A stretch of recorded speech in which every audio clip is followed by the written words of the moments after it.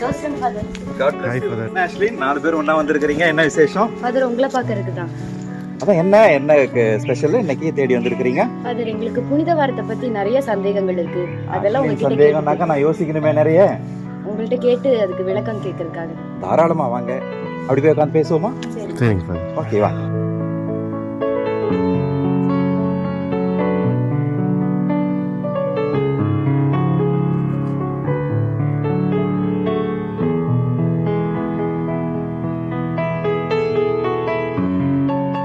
Okay, கேள்வி கேளுங்க. Father, புனித வாரம்ன்றது எப்படி உருவாச்சு? அதனுடைய வரலாறு என்ன ஃபாதர்? புனித வாரம் அப்படின்னு வரும்போது நம்ம குருத்து ஞாயிறுலேருந்து உயிர்ப்பு ஞாயிறு வரைக்கும் அந்த ஒரு வாரத்தை நம்ம புனித வாரம் அப்படின்னு சொல்கிறோம். இந்த புனித வார கொண்டாட்டம் அப்படின்றது தொடக்கத்தில் 3 நூற்றாண்டுகளுக்கு ஒன்றுமே நடந்ததில்லை. ஏன்னா அப்போ கிறித்தவர்கள் அவங்க வாழறதே பெரிய ஒரு கஷ்டமான ஒரு சூழ்நிலையில் இருந்தது. 3ஆம் நூற்றாண்டில் கான்ஸ்டன்டைன் அப்படின்ற ரோமானிய பேரரசர் கிறித்தவராக மனம் மாறுறாரு. அதன் பிறகு தான் இந்த திருவழிபாடு கொண்டாட்டங்கள் எல்லாமே மிக முக்கியமான மிகப்பெரிய விழாக்களாக மாற தொடங்குச்சு. அப்படி தான் இந்த புனித வார கொண்டாட்டமும் தொடங்குது. 4வது நூற்றாண்டில் எகேரியா அப்படின்ற ஒரு பெண் துறவி எருசலேமுக்கு ஒரு திருப்பயணம் போகிறாங்க. அப்படி போகிற போது அவங்க குருத்து ஞாயிறு அன்னைக்கு பார்க்குறாங்க. குருத்து ஞாயிறு அன்னைக்கு ஒரு மதியத்துக்கு மேலே அங்கே இருக்கிற கிறித்தவர்கள் எல்லாரும் ஒன்றா சேர்ந்து ஆண்டவருடைய அந்த ஒலிவ மலை, அந்த மலையில் இணைந்து விவிலிய வாசகங்களை வாசிக்கிறது, திருப்பாடல்களை பாடுறது அப்படிலாம் முடிச்சுட்டு அதன் பிறகு அங்கேருந்து எப்படி இயேசு எருசலேம் நகரத்துக்குள்ளே அந்த குருத்து ஞாயிறு அன்றைக்கு போயிருப்பாரோ அதை போல் ஒரு பவனியாக அவங்க உள்ளே போய் அவர்கள் அந்த கொண்டாட்டத்தை செய்கிறத அவங்க பார்க்குறாங்க. இப்படி தான் அந்த புனித வாரத்தினுடைய நிகழ்வுகள் ஏறக்குறைய 4ஆம் நூற்றாண்டிலிருந்து பாரம்பரியமாக இந்த புனித வாரமானது கொண்டாடப்பட்டு கொண்டு வருகிறது. நம்ம அதுலேயும் பார்த்தோம் அப்படின்னு சொன்னாக்கா, புனித வாரத்தில் நம்ம குருத்து ஞாயிறுக்கு நமக்கு தனி கொண்டாட்டம் இருக்கிறது. அதன் பிறகு நம்ம பெரிய வியாழனுக்கு தான் கொண்டாட்டத்துக்கு வரோம். இடையில் 3 நாட்கள் நம்ம ஒன்றுமே செய்யறதில்ல, ஒன்றுமே செய்யாமல் சாதாரணமாக தான் போகுது. இப்போ இந்த 3 நாட்கள் புனித வாரத்தோடு இணைந்த நாட்களாக இருக்குது. இந்த நாட்களில் நம்ம என்ன செய்கிறோம்? அதான் என்ன செய்கிறோம்? பொதுவாக நம்ம பார்க்கும்போது ஆண்டவர் இயேசு குருத்து ஞாயிறு அன்னைக்கு எருசலேம் நகரத்துக்குள்ளே நுழைகிறார். மக்கள் எல்லாரும் ஓசானா பாடிக்கொண்டு, ஓசானா அப்படின்னா ஆண்டவரே எங்களை காப்பாற்றும் அப்படின்னு அர்த்தம். அப்படி ஓசானா என்று பாடிக்கொண்டு இயேசுவை அவருடைய நகரத்துக்குள்ளே கூட்டி போகிறாங்க. சக்கரையா புத்தகம் 9வது அதிகாரம் 9வது வசனத்தில் சக்கரையா ஒரு நல்ல அழகான ஒரு வசனம் சொல்கிறார். மகளே சீயோன் மகிழ்ச்சியாயிரு, எருசலேமே ஆர்ப்பரித்து பாடு, ஏனென்றால் உன்னை மீட்கிற மீட்பர் ஏதோ கழுதை குட்டியின் மேல் அமர்ந்து உன்னை நோக்கி வருகிறார் அப்படின்ற ஒரு வார்த்தை வருது. அப்போ இயேசு கழுதைக்குட்டியில் அமர வைக்கப்பட்டு இந்த நகரத்துக்குள்ளே உள்ள வரார். அப்போ இயேசு தான் இவர்களுக்கு மீட்பு கொடுக்க போகிறார் அப்படின்றதுக்கான ஒரு அடையாளமாக இந்த ஒரு பவனி அமைந்திருக்கிறது. குருத்து ஞாயிறு முடிஞ்ச பிறகு இயேசு என்ன பண்ணுறாருனாக்கா, அங்கேருந்து பெத்தானியாவுக்கு லாசருடைய வீட்டில் தங்கிடுறார். திரும்ப திங்கட்கிழமை காலையில் எழுந்துடுறாரு. எழுந்து அவர் எருசலேம் நகரத்துக்கு போகிறார். போகும்போது தான் இயேசு பசிக்கிற நேரத்தில் அத்தி மரத்தில் போய் பழம் தேடுறார். நமக்கு தெரியும் இல்லையா அந்த நிகழ்ச்சி? அத்தி மரத்தில் பழம் தேடிட்டு பழம் சாப்பிட்டாரா? இல்லை. என்ன நடந்துச்சு? அத்தி மரத்தில் பழம் கிடைக்கல, மரத்தை சபிச்சிட்டார். ஆண்டவர் சபிச்சுட்டு அதுக்கப்புறம் உள்ளே போகிறார். அதன் பிறகு இயேசு என்ன பண்ணுறார், அன்றைக்கி திரும்பவும் வந்துடுறார். பெத்தானியாவில் அவருடைய நண்பர் லாசர் வீட்டில் தங்குறார்.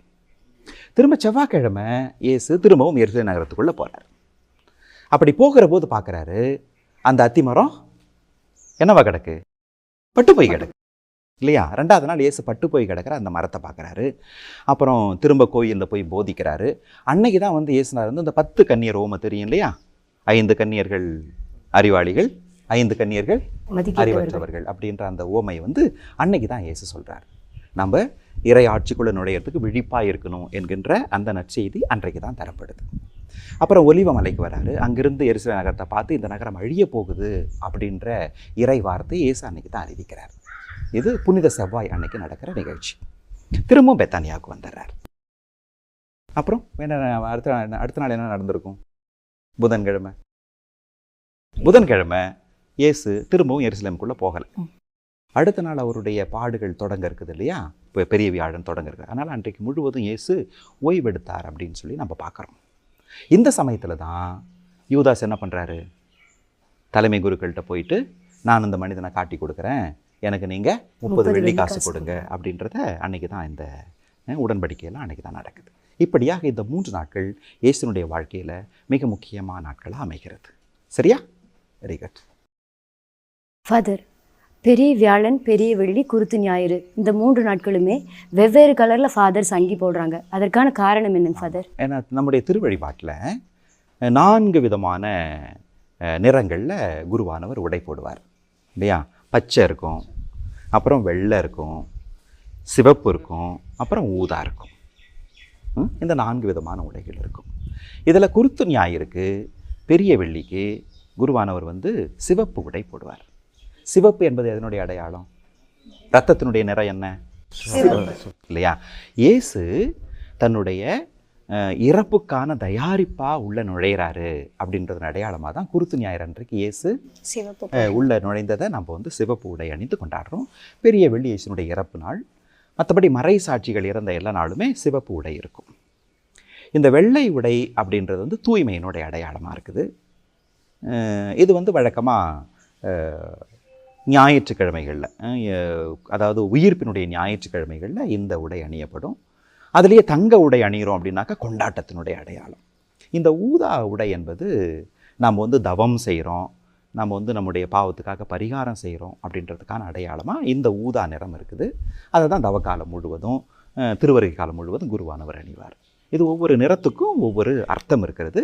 அதோடு நம்ம அதை கொண்டாடும்போது இன்னும் பயனுள்ளதாக அது மாறுது. சார், இப்போ சிலுவை பாதையில் இயேசு சிலுவை சுமந்து சென்றார் நம்ம பார்த்துருக்கோம். ஆனால் கூட இருந்த 2 கல்வர்களும் ஏன் சுமந்தாங்களா? அதாவது விவிலியம் நற்செய்தி நூல் அப்படின்றது இயேசுநாதருடைய அந்த மீட்பின் வரலாற்று நமக்கு சொல்லுவது இல்லையா? இப்போ இதில் இடையில் வந்த மனிதர்களை பற்றியெல்லாம் விவரிச்சுக்கிட்டு போனாக்கா பைபிளில் எழுதுறதுக்கு இடமே இருக்காது. எனவே இந்த கள்ளர்கள் 2 பேர் இயேசுவோடு இணைந்து கொல்லப்பட்டார்கள் அப்படின்னு சொல்லி வரும்போது ஒரு மனிதர் மட்டும் வழக்கமாக கொல்லப்பட மாட்டாங்க. குழுவாக நிறைய பேர் இணைந்து தான் கொல்லப்படுவாங்க. அப்படி இயேசுவோடு சேர்ந்து, இயேசுவும் ஒரு கள்ளனை போல, ஒரு புரட்சியாளனை போல அங்கே கொலை செய்யப்படுறாரு. அவரோட சேர்ந்து 2 பேர் சிலுவையில் அறையப்படுறாங்க. எப்படி இயேசு சிலுவை சுமந்து கொண்டு போனாரோ அதே போல் அவங்களும் சிலுவை சுமந்து தான் போயிருக்க வேண்டும். அதுதான் முறை. அவங்களும் சிலுவை சுமந்தார்கள். ஃபாதர், இயேசுநாதர் 3 மணிக்கு உயிர் விட்டாருன்னு நம்மளுக்கு குறித்து காட்டப்பட்டிருக்கு. ஆனால் இந்த சிலுவை பாடுகளோட நேரம்லாம் என்னென்ன நேரம் சொல்கிறீங்களா ஃபாதர்? Very good. மத்தேயு நற்செய்தி 27வது அதிகாரம் 45வது வசனத்தில், மார்க் நற்செய்தி 15வது அதிகாரம் 25வது வசனத்தில் இதிலெல்லாம் நேரத்தை பற்றி சரியாக குறிப்பிடப்பட்டிருக்குது. யூத மக்கள் இரவு நேரம் 12 மணி நேரம், பகல் நேரம் 12 மணி நேரம் அப்படின்னு வச்சுருந்தாங்க. காலை 6 மணியிலிருந்து மாலை 6 மணி வரைக்கும் 12 மணி நேரம் பகலுக்கான நேரம். அதில் முதல் மணி, 2ஆம் மணி அப்படி தான் அந்த நேரம் போகும். அப்போ 3ஆவது மணியில் இயேசு பிலாத்தினுடைய அரண்மனையிலிருந்து தன்னுடைய பயணத்தை தொடங்குகிறார். அப்போ 3ஆவது மணி நேரத்திலிருந்து பிற்பகல் 3 மணி வரைக்கும், அப்போ ஏறக்குறைய 6 மணி நேரங்கள் இயேசு சிலுவையில் தொங்கி இருக்க வேண்டும் அப்படின்றது தான் விவிலிய அறிஞர்களுடைய கருத்து. காலை 6 மணிக்கு பிலாத்து வீட்டில் இருக்கிறார் இயேசு. அதன் பிறகு சிலுவை பாதை தொடங்குறது. ஏறக்குறைய ஒரு 1.5 மணி நேரம் அது போயிருக்கும். 9 மணிக்கு இயேசு சிலுவையில் அறையப்படுகிறார். பகல் 12 மணியிலிருந்து 3 மணி வரைக்கும் அப்படியே உலகம் இருளானது அப்படின்னு சொல்லிட்டு மார்க் சொல்கிறார். 3 மணிக்கு இயேசு உயிர் விடுறார். எனவே இயேசுனுடைய பாடுகளின் நேரம் 9 மணியிலிருந்து 3 மணி வரைக்கும் இருந்திருக்க வேண்டும். 6 மணி நேரம். ஃபாதர், இயேசுக்கு மட்டும் தான் முள்முடி சூட்டியதாக சொல்லப்படுது. மற்ற 2 பேருக்கு ஏன் சூட்டலை? முள்முடி சூட்டியதற்கான காரணம் என்ன? Very good. ஏன்னா ஏன் இயேசுக்கு உள்முடி சூட்டணும் அப்படின்னாக்கா, இயேசுவின் மீது சொல்லப்பட்ட குற்றச்சாட்டு என்ன? இவன் தன்னை யூதர்களின் அரசன் என்று சொல்லி கொண்டான். அப்போ அரசன் அப்படின்னாக்கா அரசனுக்கு என்ன இருக்கணும்? ஒரு கிரீடம் இருக்கணும். அப்புறம் அரசனுக்கு ஒரு மேலே மேல் அங்கி இருக்கணும், சிவப்பு அங்கி இருக்கணும். சிவப்பு என்பது ராயல் அப்படின்றதுனுடைய அடையாளம். அதனால் சிவப்பு அங்கி இருக்கணும், கிரீடம் இருக்கணும், கையில் செங்கோல் இருக்கணும். இதையெல்லாம் இயேசுக்கு அவமானப்படுத்தணும், அவரை கேவலப்படுத்தணும் அப்படின்றதுக்காக முள்முடியாகவும் ஒரு கழியாகவும் அவர் முதுகில் ஒரு சிவப்பு ஆடையாகவும் கொடுத்து ரோமானிய படை வீரர்கள் இயேசுவை அவமானப்படுத்துகிறாங்க, அவரை கேவலப்படுத்தி சிரிக்கிறாங்க. அதற்காக தான் இயேசுவுக்கு முள்முடி சூட்டப்பட்டது. மற்ற 2 பேருக்கும் அது நடக்கலை. பெரிய வியாழனுக்கு மாண்டி தர்ஸ்டே ஏன் பேர் வந்துச்சு? Very good. ஏன் மாண்டி தர்ஸ்டேன்னு பெரிய வியாழனை சொல்கிறோம்? குட் ஃப்ரைடேன்றோம். அப்போ குட் தேர்ஸ்டே தானே வரணும். ஏன் மாண்டி தேர்ஸ்டேன்னு வருது அப்படின்னு பார்த்தோம்னாக்கா, இதுக்கு வந்து லத்தீனில் மந்தாத்தும் அப்படின்னு ஒரு வார்த்தை இருக்குது. மந்தாத்தும். அப்புறம் மந்தாத்தும் அப்படின்னாக்கா கமாண்ட் அப்படின்னு அர்த்தம். சரியா? மந்தாத்தே அப்படின்னாக்கா கமாண்ட், கட்டளை. இயேசு பெரிய வேளை அன்னைக்கு தன்னுடைய சீடர்களுக்கு என்ன கொடுக்குறாரு? பாதங்களை கழுவின ஒருபாடு ஒரு புதிய கட்டளை ஒன்று கொடுக்குறாரு. என்ன கட்டளை அது? யாருக்கா தெரியுமா? நான் உங்களுக்கு ஒரு புதிய கட்டளை கொடுக்கிறேன், நான் உங்கள் பாதங்களை கழுவியது போல. நான் உங்களுக்கு அன்பு செய்தது போல நீங்களும் ஒருவருக்கொருவர் அன்பு செய்யுங்கள்னு ஒரு கட்டளை கொடுத்தாரு இல்லையா? யோவான் நற்செய்தி 13வது அதிகாரம் 34, 35 வசனங்கள்ல இதை நம்ம பார்க்குறோம். இப்போ இந்த புதிய கட்டளை இயேசு கொடுத்தார். அந்த கட்டளையே இந்த நாளுக்கான அடையாளமாக மாறுது. அதனால தான் கட்டளையின் வியாழன் அப்படின்றதுக்காக தான் இது வந்து மாண்டி தேர்ஸ்டே அப்படின்ற வார்த்தை இதற்கு பயன்படுத்தப்படுது. பெரிய வியாழன்ல ஏன் நம்மளுக்கு செப்பரேட் பீடம் வைக்கிறோம், தனியாக ஒரு பீடம் வைக்கிறாங்க? சரி, தனியாக ஒரு பீடம் வைக்கிறோம், வைக்கிறோம், நற்கருணை எடுத்துக்கிட்டு போய் அந்த பீடத்தில் வைக்கிறோம், வச்சு அதன் பிறகு இரவு முழுக்க நம்ம ஆராதனை செய்கிறோம். இது வந்து இயேசு கடைசி ராவுணவை தன்னுடைய சீடர்களோட அந்த கடைசி ராவுண வரையில் கொண்டாடுறார். கொண்டாடிட்டு என்ன பண்ணார்? கெதரோன் அருவியில் இறங்கி எங்கே போனார்? ஒலிவ மலைக்கு போனார் இல்லையா? ஒலிவ மலைக்கு போய் அங்கே தான் என்ன பண்ணுறாரு? அவர் இரவு நேரத்தில் ஜெபம் பண்ணுறாரு. அப்போ தான் அவருக்கு என்னவாகுது? அவருடைய வியர்வையெல்லாம் என்னவா வருது? ரத்தமாக வழியுது இல்லையா? அப்போ அந்த இயேசு அங்கேருந்து இறங்கி கடந்து ஒலிவ மலைக்கு போய் அங்கே ஜெபம் பண்ணார் அப்படின்றதுனுடைய அடையாளமாகத்தான் தனி பீடம் ஒன்று அமைக்கப்பட்டு நற்கருணை ஆண்டவரை கொண்டு போய் அங்கே வச்சு நாம் இயேசு கடைசி நேரத்தை தன்னுடைய சீடர்களை என்ன கேட்டார்? 1 மணி நேரம் விழித்திருந்து உங்களால் ஜெபிக்க இயலவில்லையா அப்படின்னு கேட்டார் இல்லையா? அதனுடைய அடையாளமாகத்தான் நம்ம இரவு முழுக்க இயேசு கைது செய்யப்படுற அந்த நேரம் வரைக்கும் நம்ம இயேசுவோடு இணைந்திருந்து அவரோடு நம்ம சேர்ந்து ஜெபிக்கிறோம். சீடர்கள் ஜெபிக்கலை, அவங்க தூங்கிட்டாங்க. ஆனால் நாம் தூங்கக்கூடாது, ஆண்டவரோடு இணைந்து நாம் ஜெபிக்கணும் அப்படின்றதுக்கான அடையாளமாகத்தான் சாயந்தரம் இந்த திருப்பலி முடிந்த பிறகு இரவு 12 மணி வரைக்கும் நம்ம இயேசுவோடு உட்கார்ந்து அவரோடு இணைந்து ஜெபிக்கிறோம். அதனுடைய அடையாளமாக தான் தனி பீடம் வைக்கப்பட்டு நாம் ஜெபிக்கும்படிக்கு அழைக்கப்படுகிறோம்.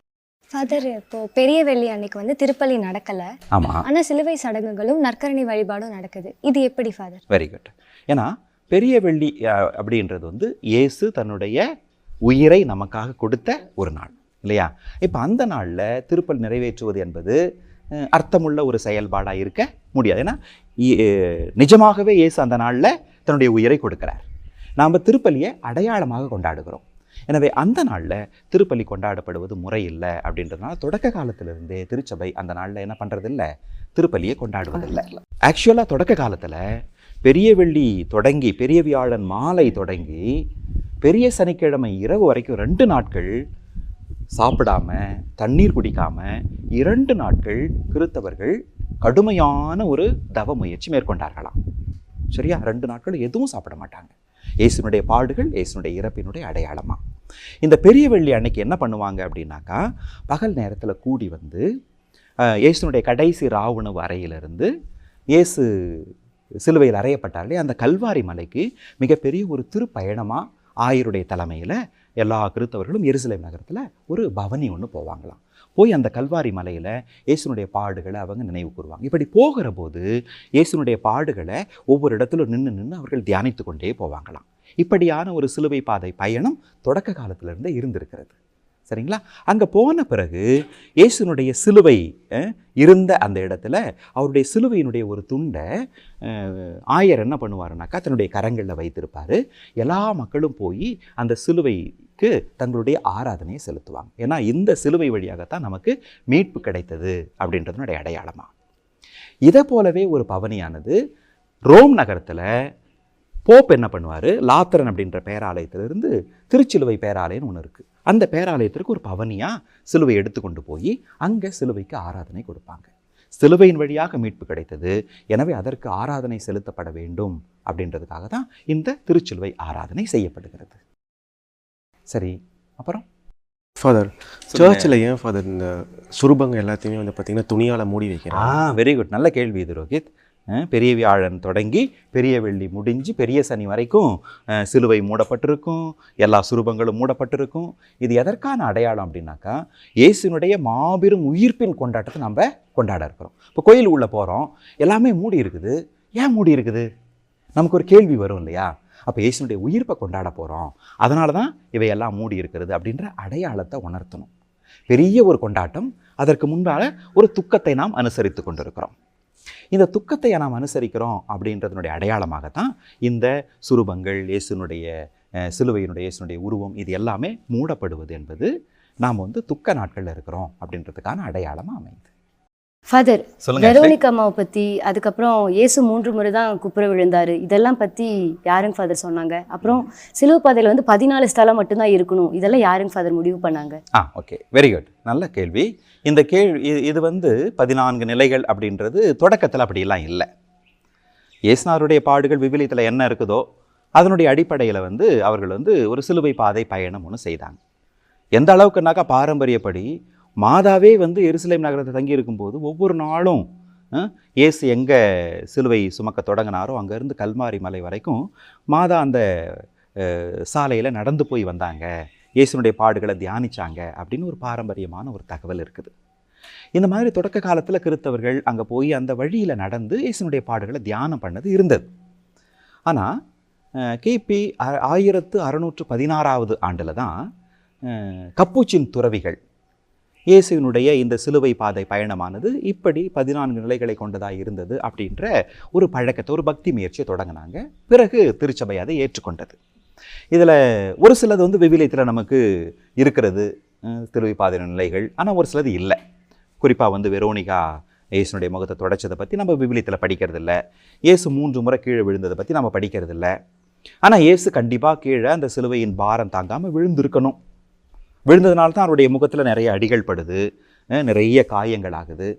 எனவே அது வழக்கமாக சிலுவை சுமக்கிறவங்க விழுவாங்க. அதன் அடிப்படையில் தான் பாரம்பரியமாக இயேசு ஒரு 5 முறை கூட விழுந்திருக்கலாம் அப்படின்னு சொல்லப்படுகிறது.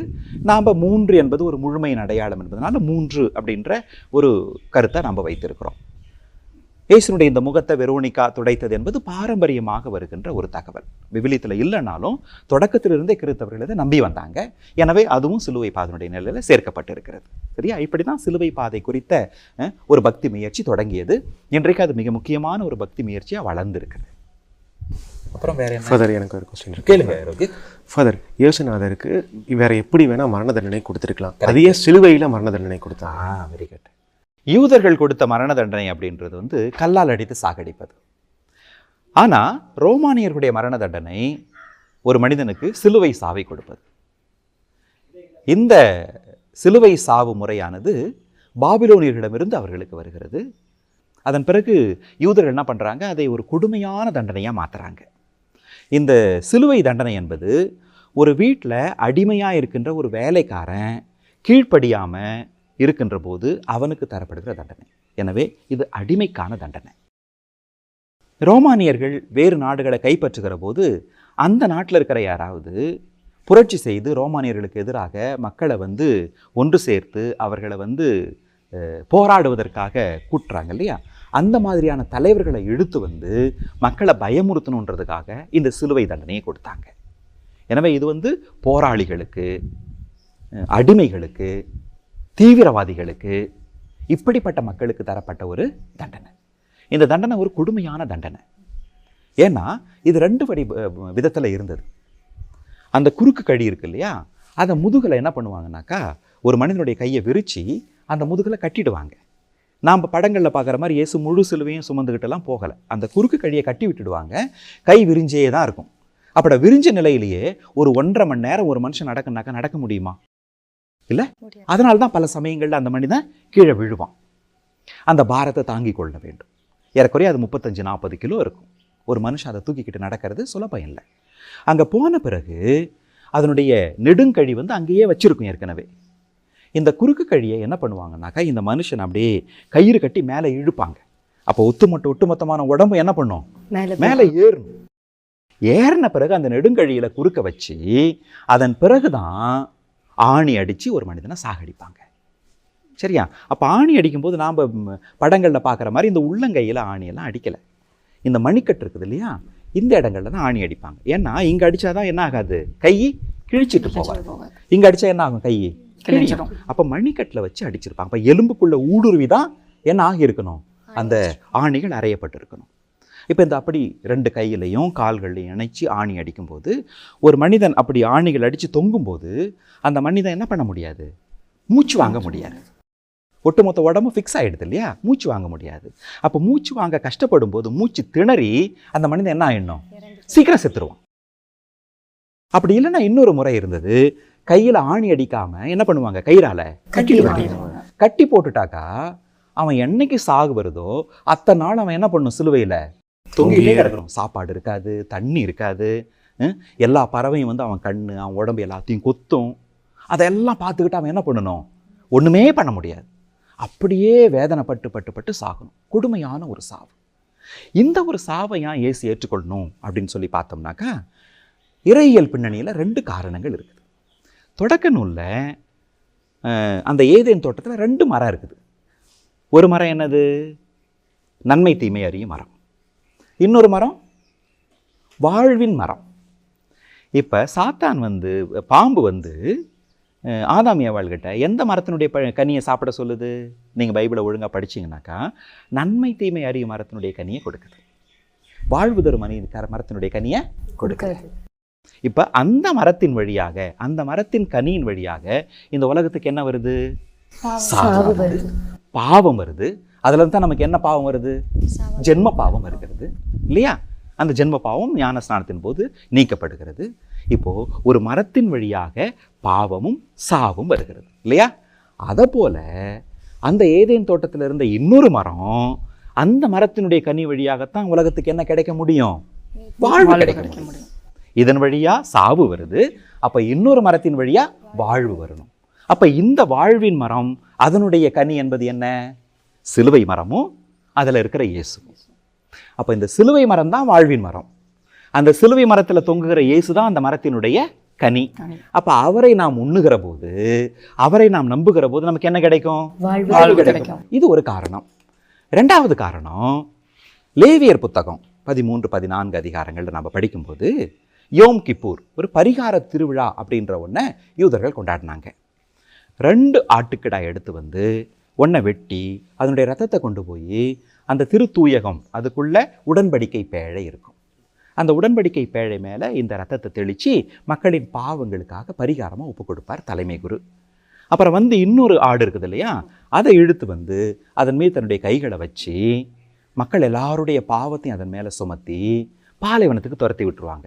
மக்களின் பாவத்தை சுமந்து கொண்டு அந்த ஆடு என்ன பண்ணும், பாலைவனத்தில் போய் உணவில்லாமல் தண்ணி இல்லாமல் தானாக செத்து போகும்.